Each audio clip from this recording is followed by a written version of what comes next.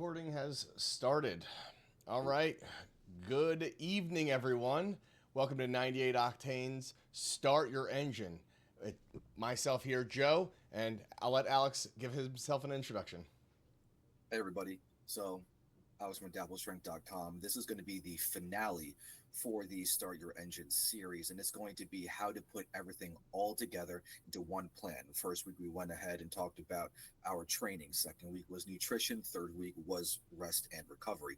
Now we're going to have the fourth week where we try to turn all of those really large concepts into one cohesive, practical plan, all based off of where you are and where you want to be. So we're always going to start out with the good old bit of why should you even listen to anything that we say? So I'll start off. I'm Alex. I'm at AdaptableStrength.com. I worked in 911 for 4 years, so I'll have the first responder side of things on as far as the 98 Octane goes. I've been lifting myself for 23 years. I've had Bachelor of Science in Biology. I'm a certified personal trainer, nutrition coach. I used to compete in powerlifting, and currently I'm a bodybuilding, powerlifting, general fitness coach and trainer for people. And I've got Joe here with me.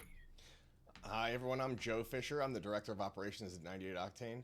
Um, this is this is a story for me that's before and after, because before 98 Octane I was very unhealthy, and now I'm 40 pounds lighter than my heaviest, and it's personal. It's not a theory. It's just how I've been doing things and how it works for me, and we're trying to give you guys the resources to pick what's best for you. Yep. That's the whole point, is that what we're trying to do is give you a practical approach, not inundate you with a ton of things that are overwhelming. We're trying to make it something that is approachable, understandable, and then actionable. Absolutely. Okay, so we're going to do a little bit of a review to start with. So here are this is kind of an example plan for organizing your general training day. It incorporates both weightlifting as well as cardio, but it's pretty straightforward as far as things go. You'll notice there's nothing crazy fancy about it. It's 5 exercises that are going to be situated for different parts of the body on their appropriate days. And then the conditioning day is really free form for whatever you want to do as far as cardio goes. The whole point is just to make sure that you move with intention. And we have an intention for every single one of these days. The first day is focused on your upper body's pushing musculature, your chest, shoulders, triceps.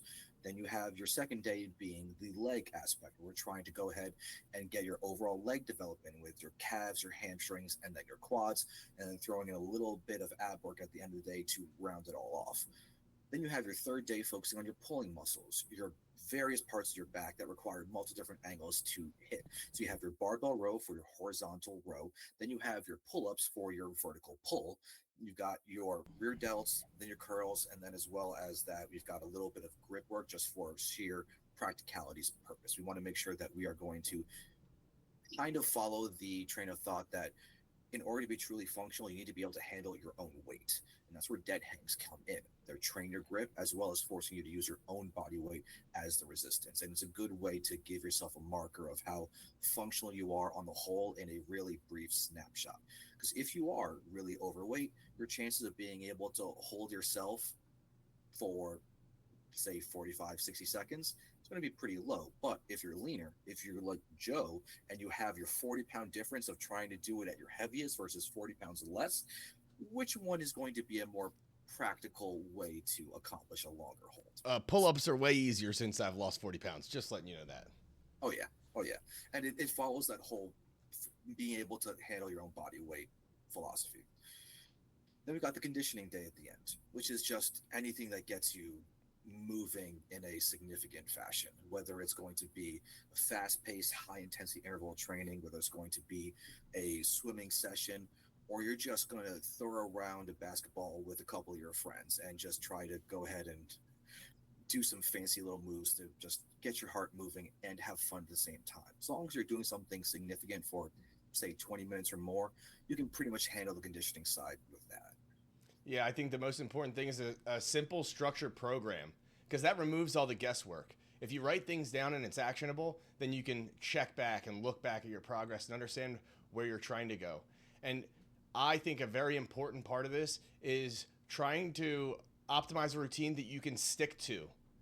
It's all great if we write down that we're going to make $1 billion in 10 days. Now, if you can't do that, then let's try and come back and make small actionable steps that we can do. I say we start slow, make it easy on ourselves, get back into it. It's what we've been talking about all throughout the entire series. Yep, exactly. It's just practical. And you can always build in a little bit of flexibility for yourself.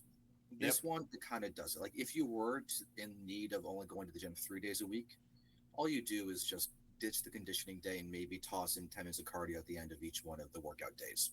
Congratulations, you've got a good compromise that is still going to benefit you. Yep. Yeah, and we always suggest taking a walk after dinner. Get that digestion moving and getting your blood flowing, and getting your dog out because your dog's fat too. Oh yeah, it's always funny when you look at people's pets and you wonder how much of a reflection of them that the pet is. Oh wow. Yeah, I have two wiener dogs. So what does that say about me?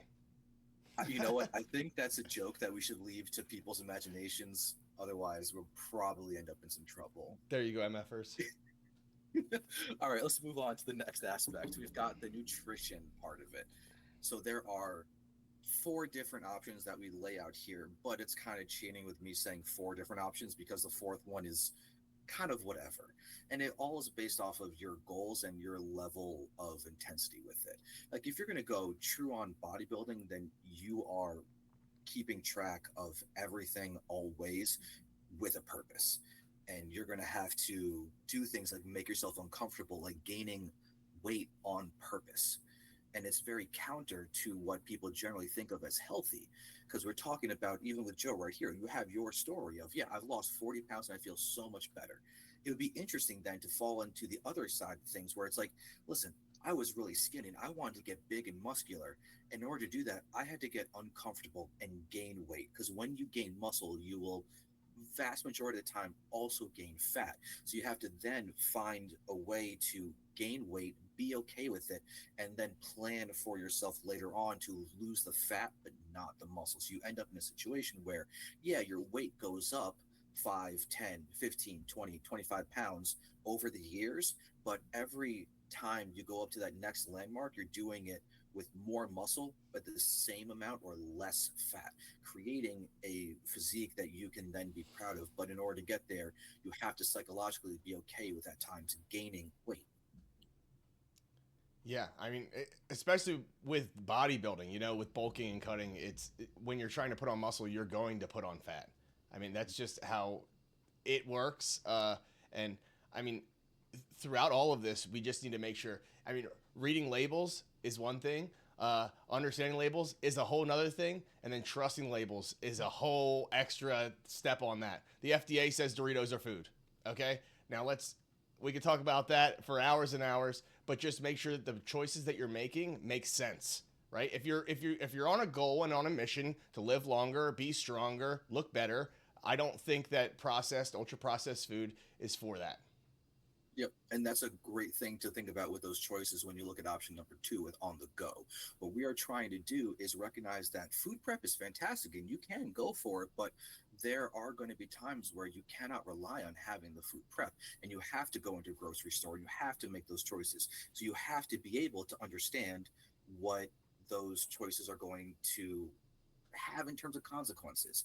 And if it's not a grocery store and you're going out to a restaurant, well, then you have a little bit of another layer to kind of try to dive into where you got to think about, okay, well, yes, there I can go ahead and grab a nice lean sirloin, but how lean is it really when you know that they're slapping on a thing of butter on top of it to make sure that you get a little bit of fatty, juicy goodness with a lean steak?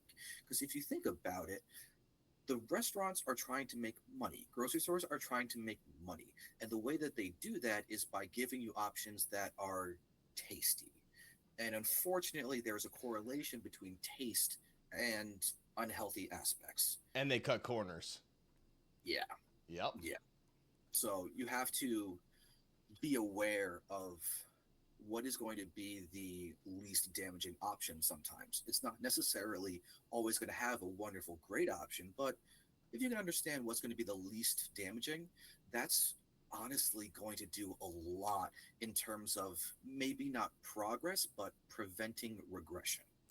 Yeah, food isn't just fuel, it's information. It literally tells your DNA things. So the better you eat, the better you're going to operate, and it's as simple as that. So the sources of your food do matter. Mhm.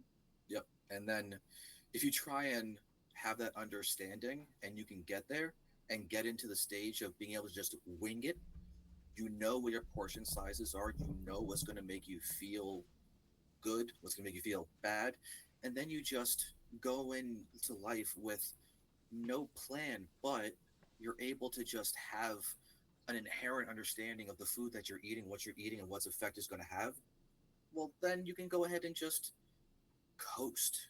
Right. But that is a dream for many people that is not attainable, which means you have to be realistic about it. You can't claim to have the knowledge and the capability of winging it if you can't actually follow through on that.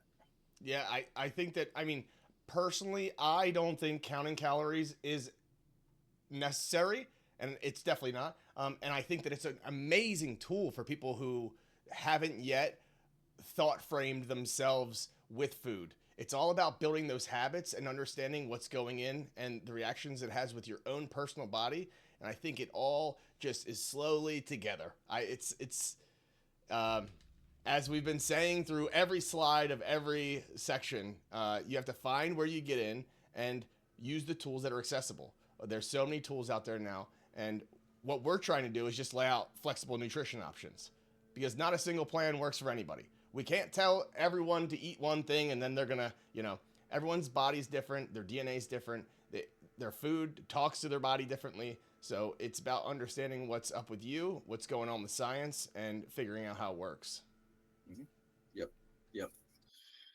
I wish there was just one answer. It'd be so much easier. Can you imagine how much shorter all these presentations would be if there was just one answer? It would be a 5 minute thing of like, here's your answer, here's how to do it, and then we'd just be chip shape done.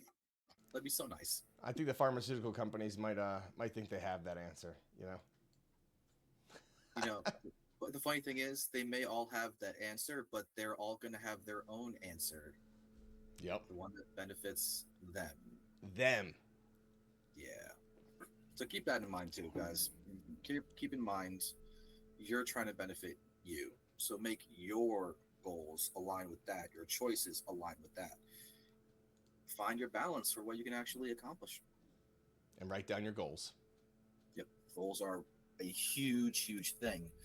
But in order to actually get those goals efficiently, you can't just do. You have to also take a step back and actually remember in order to get your benefits from all these things that you are doing, you have to give yourself the ability to recover from them as well. Because if you just keep on going, all you're going to do is dig yourself into a hole that's going to result in greater risk of injury. It's going to result in having less energy, less willpower, less happiness, and a greater demand on not just you, but also those around you who have to deal with you. So don't neglect giving yourself the time to rest and recover because it goes way beyond just having 8 hours of sleep.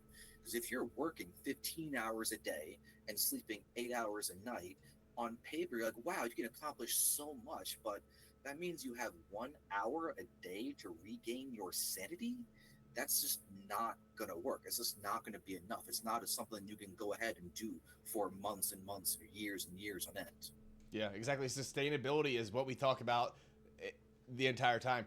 Uh, I think that it's really, really hard with our population on rest and recovery because it's fed into us that sleep is for the weak, going to the doctor is for the weak, sucking it up and dealing with it is the right answer.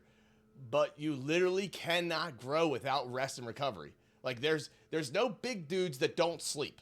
Okay, that everyone who's looking good and healthy is doing the things that they need to do for rest and recovery in order to grow these muscles and the DNA that they need to stay healthy and strong.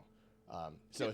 it's so important, but it's so hard. It's so hard, like we talked about in the sleep presentation, that it's just like, if they put you on a 24-hour shift, what are you going to do? But it's trying to steal back those moments, yeah, small pieces, just stealing back your own time and your own rest and recovery and making it a point in your own life, and not letting other people dictate that.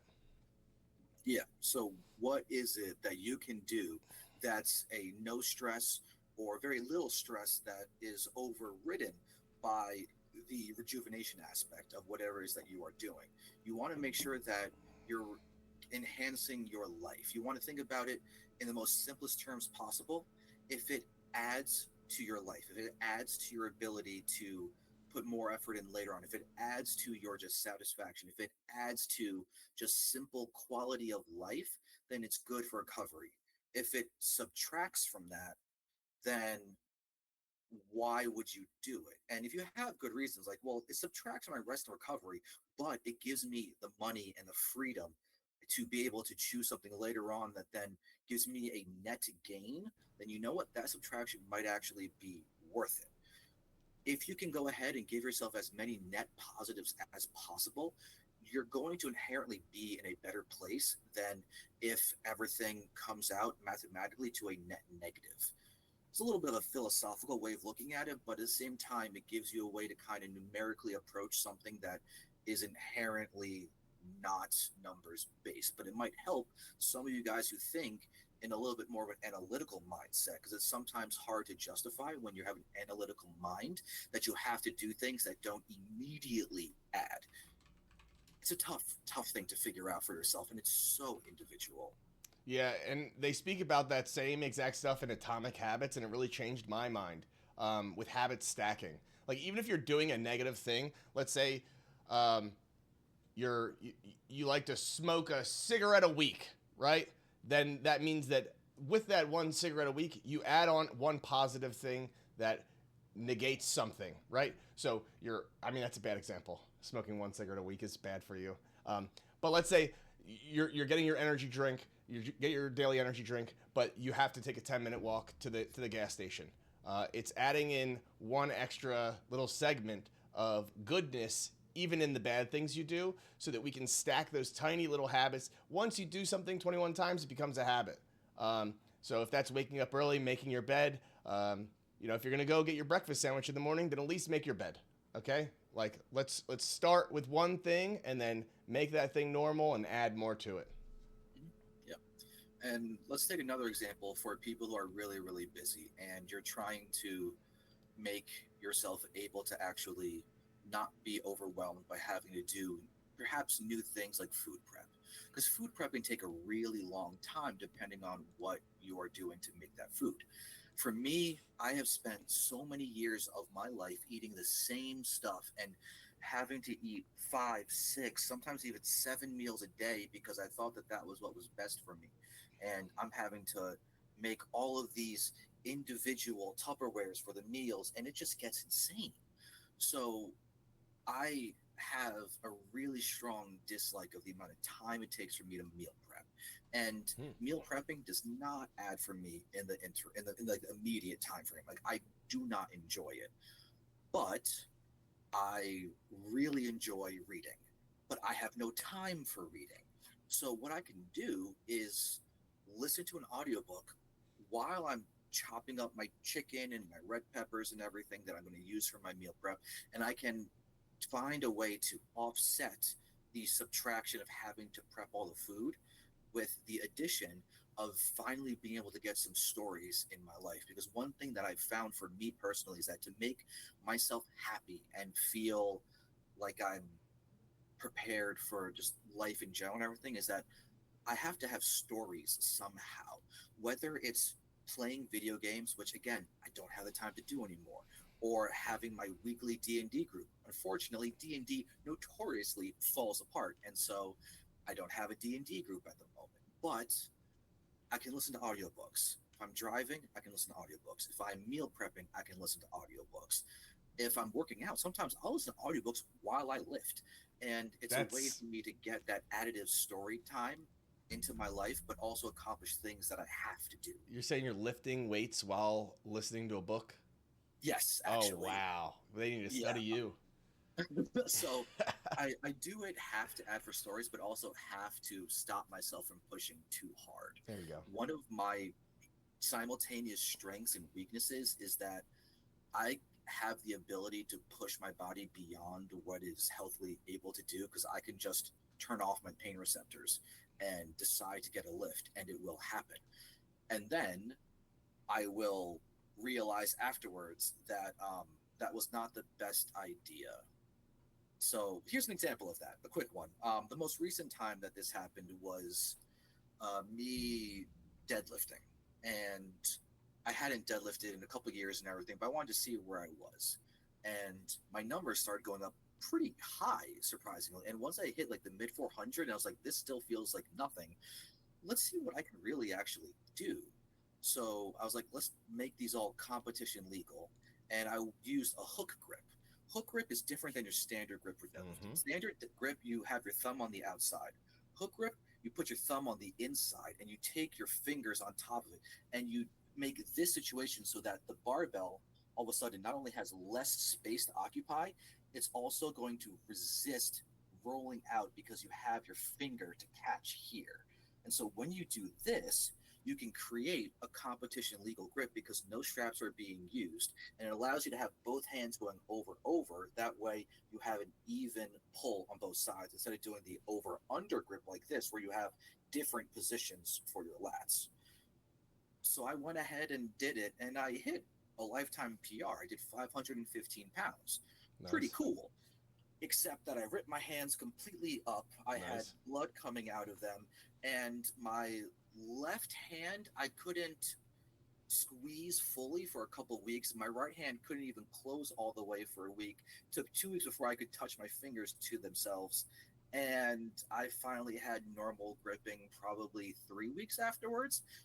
But I didn't feel any of that during my lift because I decided to get it. I just broke myself at the cost. So I listen to audiobooks, so I don't do that as well. Yeah, I think that you should listen to audiobooks more often.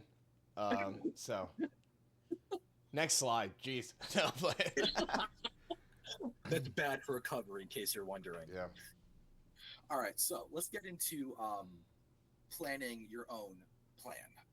So here's a little bit of a sliding scale. You basically choose how far up on each of these arrows you want to go. You have at the top what is going to be your most intense practical option. Keyword, most intense practical option. And at the bottom, you have what is a good minimum to do for just general wellness. So if you are going into the goal of having the absolute most extreme achievement possible, then you have to be higher on that scale. If your goal is just, I want to have generally a good quality life, you can be lower on this scale. And you have to figure out what that means for how often you're training, how much attention you're paying to your nutrition, and the method you're using to pay attention to the nutrition, and figuring out then if cardio is even necessary for what you're trying to do. Because remember, you can get cardio benefits from resistance training, but you cannot get resistance training benefits from cardio. So balance it out and figure out how far in each of these scales you want to be. And if your answer is your goal, you want to be at the way top, but all of your answers for what you want to do for training, nutrition, and cardio is all at the bottom, then you have an issue because those do not match up. You cannot go in the minimum and achieve the maximum. That's just not possible. I think a really cool thing that was said to me was if you want to look like someone, act like someone. So start with the mannerisms of the healthy idea that you have, that big picture. Start picking those small little images that you want to look like. Keep them going, right? If you someone who wakes up early and accomplishes a lot, if you want to be like that, then start by waking up early. Then maybe accomplishing a lot will follow. Uh, but exactly, it's just about starting somewhere and getting off of your butt, getting off the couch, and getting back on track. Yeah. So let's take that starting somewhere point because that's a really key thing about this slide. Because if you think about it, you take a second look at this. This isn't, these arrows aren't just pointing up there because it's ramping up in terms of what you can do. It's also, in some ways, the direction you can proceed to take over time.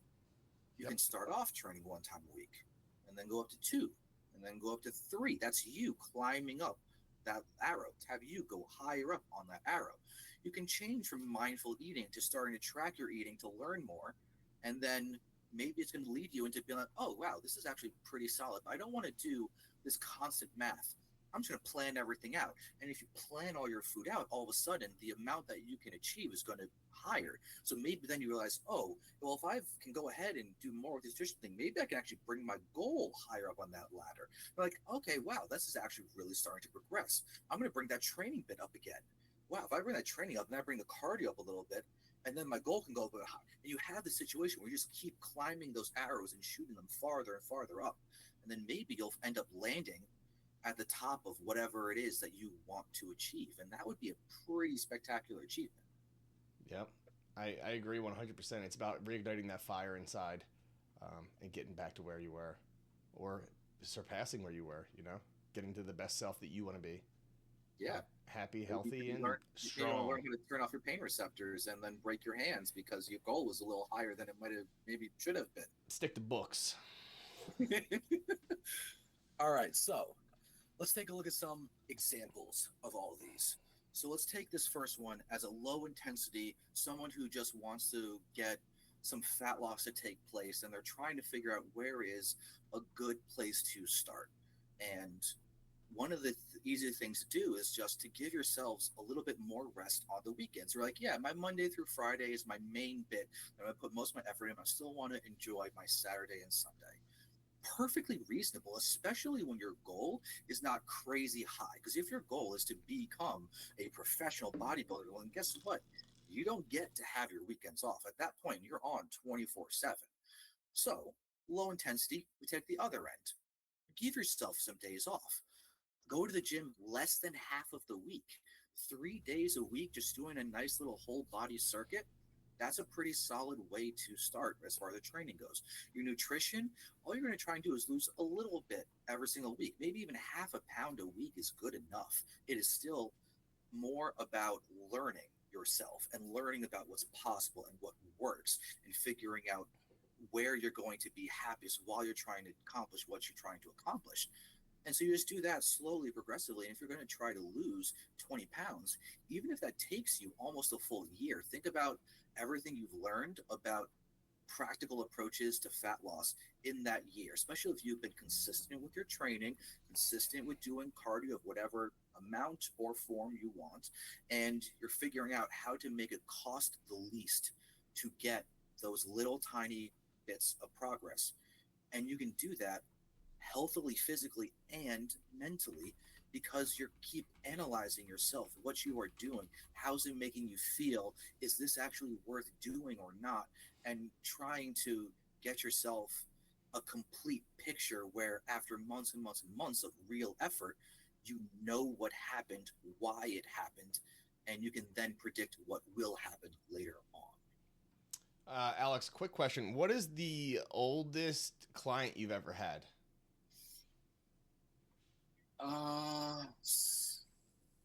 77, I want to say. So do you think it's ever too late to start? No, no. I think that this is so important right here. The low intensity fat loss is, I think, everything. It's not basic. It's not a weak phase. It's not a starting phase. It's the phase of critical sustainability. It's the only way that you can possibly live 77 years and maintain health. I So I agree with a lot of what you said, especially that end bit you're saying and maintain health. Because one of the things that I encounter, because I have a bunch of different clients that are 70 years old and over, and you want to know what I have them do mainly in terms of training? It's the big lifts. I have them squat, I have them deadlift. And you should see the faces when I'm telling this 72-year-old man who's never lifted a weight a day in his life. And he's like, you want me to do like what those big guys on TV do? Yep. And I'm like, yeah. And he gets all scared. I'm like, why are you scared? And we delve into it a little bit. And a lot of it just boils down to not they're not familiar with what they're actually capable of, and there's so much fear that is based on nothing. So I have some personal training sessions where we spend half the time talking about basically productive mindset and how your misconceptions on what is actually possible in older age are going to hold you back from improving your quality of life. And then what ends up happening is that after a month or two of them doing these bigger lifts and everything, usually what happens, and this is hilarious, every time they'll come back and they'll start grumbling at me like, listen, I'm so annoyed at you. Like I was cleaning out my garage and everything. I lifted this whole chair by myself. I got really frustrated because what you're doing is working and it's stupid. But it's all about being able to have this practical appreciation for what you can actually do. But in order to reach that, you got to do it. Yeah, and one thing that you said in there was fear. And what my dad told me when I was a little kid was fear is a false experience appearing real. It's all made up, it's all in your head. And I think that's something that's stopping a lot of people. Just going to the gym, trying new foods, asking questions. But that's why we were created, was to be curious and to break boundaries and make it different. So stop being a sheep, start today, let's do this.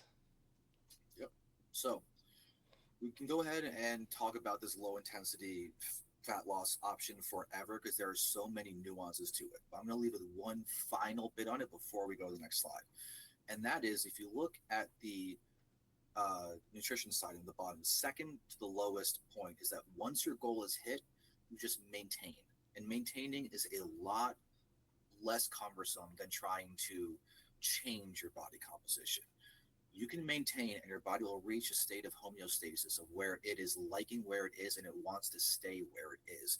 And as long as that point that you are maintaining is a healthy, functional, capable thing, then you're good. But you have to keep in mind that when it comes to muscles, that old saying of you don't use it, you lose it is true. So maintaining doesn't mean you stop training, you stop cardio. It means you still train, you still do cardio, you still have to treat it with some level of respect because it's going to be what keeps you in the best shape that you can control. There are things that are outside of your control, but you want to have a good, solid response to life in general, then increase the odds of success by actually putting your body into a state that it can take most of what it can dish out. Yeah, if you can't do this phase, the low intensity fat loss, then you're not ready for anything harder. Okay, let's start there. This is what is necessary. Mhm. All right, so let's see what is harder. We have the medium intensity. So here we're trying to actually go beyond just quality of life and actually go into a conscious state of trying to improve either your physique, performance, or both. So you look at the training program, we can still do it with about half of the week being worked out, but this time it's the upper half. We have 4 days, and you split it into being upper body, lower body. So you have to be more specific with how you are training. And the more specific you can get in general, the more specific the goals associated can then be. So now we're going to go ahead and get more specific with the nutrition as well as the cardio on top of that.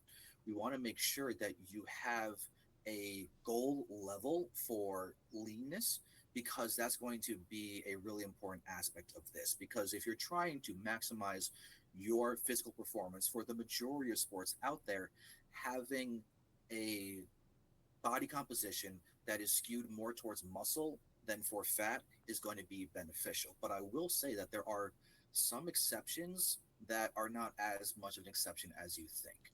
For example, I think the single fattest sport that I can possibly think of is sumo wrestling.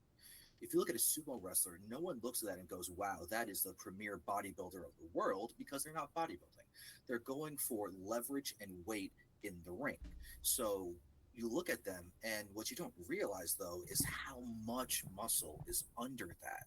And there are some interesting times where people who have been leaner and have entered into the sumo profession, they'll do really well, but they have to do strange strategies in order to do it. So they can still succeed, but in the end, weight moves weight. If you are trying to get really, really strong, in general, being at a higher weight will increase the amount that you can lift. And you can see this on a very rough scale by just looking at any weight class strength sport and looking at the records in each weight class. You will almost across the board have an increase in the records for every increase in the weight class. Weight moves weight. But where is the optimal composition within that point? And this is you starting to get into that world of trying to figure that out for yourself. So you want to try and have periods where you are a little bit higher in fat and get stronger and bigger, gain that muscle, and then lean out again. And so if you want to create a graph, you just have a weight graph that goes like this. It goes up, down, up, down, up, down, up, down, with an average always going up. But each peak is the same level of lean. So let's just put numbers on it and just say you're at 18% body fat for each of the peaks, and you're at 10% body fat for each of the lowers. This is assuming male body fat percentage. It's going to be higher for women. But if you have those peaks at each time and the valleys at each time going up to higher weights, well, guess what? You have objectively gained muscle with that kind of a progression. And to hit that, you have to be specific about what you are doing. Again, it goes into that sliding scale. The more extreme the goal, then the more intense you have to be about it, the more particular about it. This is probably about 2/3 of the way up on that intensity scale. Pretty doable. And intensity is a privilege. You earn that right to push harder once you've mastered the basics, right? So form is not an option. Like this is where it really matters. This is where you can get seriously hurt if you're seriously pushing yourself, trying to perform. You need to make sure that you're doing it right. Have some eyes on you. Watch videos. Educate yourself on what's the right form of doing this. Because you're like, oh, I got the basics down. Now I'm gonna rip it hard. You have to take it at a manageable pace and understand that this is where you can get really hurt. If you're pushing yourself and lifting heavy weights, this is where you can get hurt seriously. But you can get hurt everywhere. So just make sure that you're keeping track of that. So that injury point is a really, really important thing. Because here's the thing. We've talked about rest and recovery. If you wanted to feel the whole entire discussion on that we had, just watch last week's presentation. We go pretty in depth into some of the aspects of it, but it's still more of an overview. So if you wanted to get more information on that kind of thing, we now have a whole nother discussion about where to get your information from. And unfortunately, there's a lot of bad information out there, a lot of misleading, a lot of clickbaity type information things. And unfortunately, to try to go and sort through all of that to find what is actually worth learning is really hard at first. One of the things I'm really grateful for myself is that with my biology degree, I have an inherent education upon a lot of the aspects of the general body. It's just a straight biology degree. There's nothing specific. It's not like I went in as like, okay, I'm going to major in cell biology. Everything I look at is on the cellular level. No, like I'm a broad spectrum guy. So when it came time to then take all the years of my lifting, combine it with that broad knowledge to then go into the realms of trying to get better and better and better and better and always learning, I've found that there are some things that are really key that will help determine whether someone's actually worth learning from. And it can be summarized a little bit. I have an article that's more in depth on this subject on my site because it's honestly something that I feel really, really passionate about. Is that you have to look at who is teaching what and why they are teaching that, and then how they are teaching that. So, for example, I'm just going to use me because I don't want to single anybody out or any influencers out or anything. I speak about me and what I do to try and make myself worth learning from. One is I'm always okay with being wrong. New information can come out there. We can take a look at the artificial sweetener discussion that Joe and I had last week, which was really interesting. And I said, I'm okay with drinking artificial sweeteners, but here is why. And if you notice with how I talk about it, I'm fully prepared to be proven wrong. If someone came out in 2 years and they said, okay, we have long-term studies on human trials where we have looked at the effects of artificial sweeteners and we have found an undeniable correlation between their their presence and cancer increase, then you know what? That gives me an objective reason to say, okay, what I thought before was a good guess based off of the information we had at the time. But now we have opposing information that is more conclusive, and I'm going to therefore change my mind. I don't have to be right. And I try to also leave that open in how I discuss things. Or like, this is most likely an option. This is something that could really work for some people. This is something that can be good, but you know what? You have to watch out for X, Y, and Z with it. I try not to speak in absolutes because there's not really anything you can be absolutely sure of because we don't know everything. The sheer complexity around interactions inside of the human body should be enough for anyone to not make blanket statements. And you can see how that can get really counter in terms of the mindset towards a lot of the people who are unfortunately popular because they say scary things and they're like, listen, you can't even eat broccoli because it contains this one particular chemical that does all these Glyphosate. things. What was that? Glyphosate. Yeah, there are so many things. There's so many things. The point is right now to recognize when someone's trying to be unnecessarily scary for attention versus when someone is like, listen, I know about this. I've experienced it. I have education in this field, and I'm staying in the field that I know. And I'm going to present to you options and things that are misconceptions. And if they're misconceptions, here is why. And because of that, you can be pretty certain that this is in this population a bad idea, but for others, it may be just fine. But none of that sounds flashy. None of Yeah. that sounds attention grabby. Yeah. I what I say is I question everything. I got to look up everything, and then I go with my good instincts on naturality. That's generally what I go with on trusting people. It's really hard nowadays because there's always both sides of the spectrum yelling in both ear, trying to get the most clicks. Um, Yeah.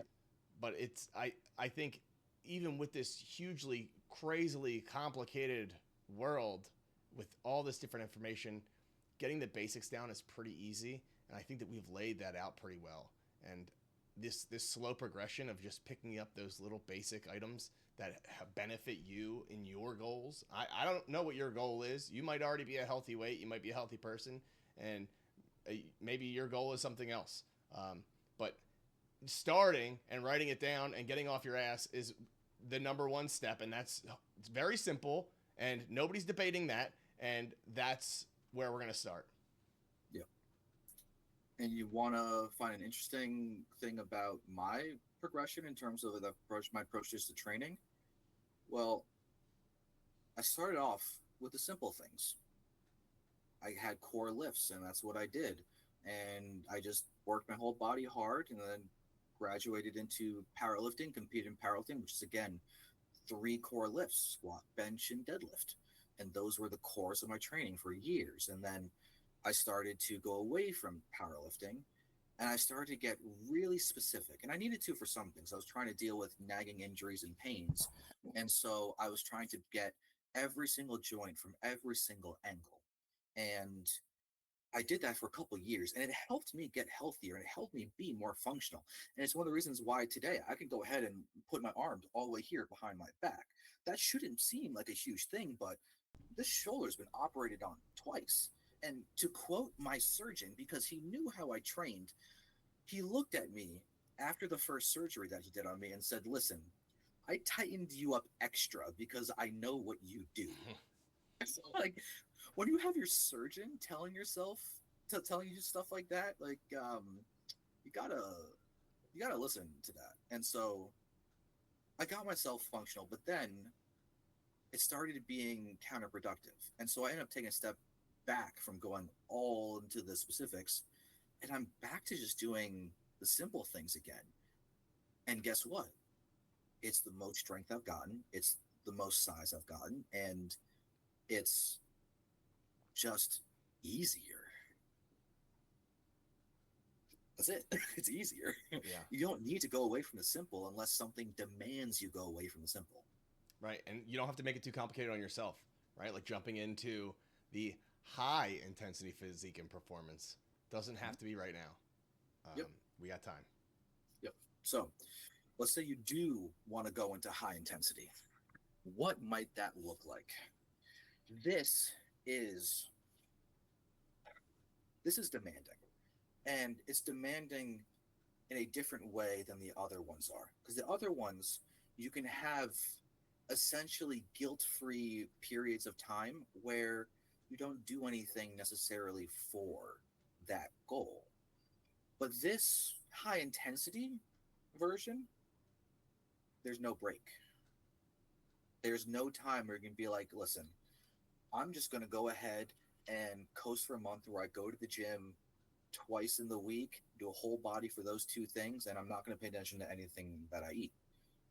You can't do that when you're going for the high intensity version. The high intensity is you trying to be the biggest, the strongest, the most capable, whatever it is your goal is, it has to have that predecessor in that sentence of the most. And when you're trying to achieve the most, you have to put in the most. So you're still recommended to have that rest day in there, even if you're going to this extreme, because that rest day is important. Because one thing to understand, this is something that catches a lot of people off guard, is that you work out on that day and then your muscle can be in a state of recovery and growth for potentially days afterwards. So you have a lot of overlap. So yeah, you do your push muscles on Monday and Thursday here. You do your legs on Tuesday and Friday, and then your pull muscles on Wednesday and Saturday. So you're like, yeah, there's days in between each of those. Like I'm fine. I've got the recovery down. But you still need to then have systemic recovery on top of that. So don't want to be in this endless high recovery demand cycle. You need to have a little bit of dips, times for your whole body to rest together, not just sections of your body resting at certain points of the week. So we still recommend that you rest. But this is secondary. Training, once it's in place, becomes a small proportion of your progress. It's the nutrition and the rest and recovery that then drive the rest of it. I tell people that once your training is in place, it is 30% of your reason for progress. That's less than a third. And it's the part that's most fun and gets the most attention. Your nutrition is 50% of it in my eyes. 50% of your progress will come from how you eat, how you fuel yourself. And it goes down into making sure that you are not just getting the macros, but also the micronutrients as well into that. And then the other 20% is sleep and recovery. You can go ahead and look at those numbers and you'll say, yeah, if it's a 30, 50, 20 split, none of them can really be neglected because then you're losing out on a big chunk of your potential progress. Even if you think about how little people rest and sleep, if that's costing them a fifth of their gains, if you look at that in terms of a score on a test, let's say you're perfect on training and you're most of the way there with the nutrition, but you do nothing for rest and recovery, you get 30% for your training. You get 40% from your nutrition. You get 5% from your rest and recovery. Well, then guess what? You're looking at like a D, C minus maybe as a grade. How are you going to progress to your best if you can't even get B's? And you're gonna get hurt. Yeah, yeah. You get hurt in there. Well, guess what? Now your training takes a dive, and all of a sudden you're borderline F, if not failing. Boom, detention. I said dimension. Yeah. Yeah, I think this is. I mean, we've been talking about this. This is the final step. This is where the fake athletes fall off, right? This is where people who say they can lift heavy, they can do this, they can do that. It's all about that rest, recovery, and eating clean. Getting all of these in check is necessary for high intensity physique and performance. If you want to be the best, you have to act the best, and you have to train the best, and you have to recover the best. And it's as simple as that. Mm-hmm. Yep. So now there is one huge caveat for this is that this training split, because I can't put out performance ones that are for every single sport out there, because guess what? Strongman's going to look different from CrossFit, it's going to look different from soccer, it's going to look different from football, it's going to look different than basketball. So I can't in one slide put in a performance plan because it's different for every single one of those sports. There is always sport specific training that is necessary for whatever it is that your sport is. But physique, that you can actually put in a general plan that will fit most people, even when it comes to high intensity versions of this. Because guess what? Look at the numbers I just told you. Training itself is less than a third of it. It's everything else that counts for a hell of a lot more. Still, the research on trying to get the most out of your physique with terms of training means hitting every muscle twice a week, maybe three times or four times, even depending on the muscle.